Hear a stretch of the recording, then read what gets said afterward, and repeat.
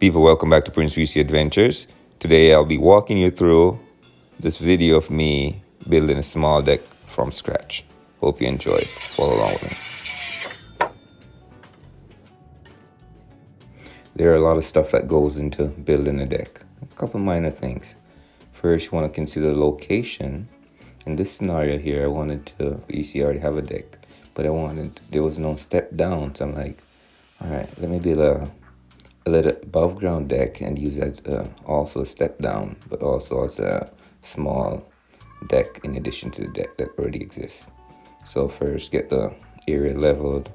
You already prepared the locations, you want to get it leveled. After it's leveled, now you want to decide what size deck you want. So as it relates to building this small deck, there's a lot of things that go inside building a small deck.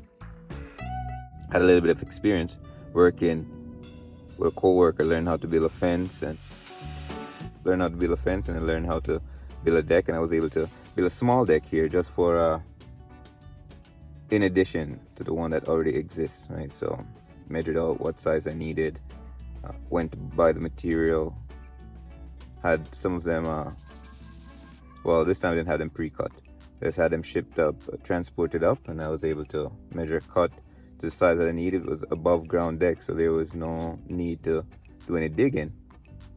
Just level the spot, make sure it's level, and then put those little concrete blocks and then build from there. It was pretty good, pretty sturdy. Afterwards, gave it a coat of paint and stain it just to help to protect it.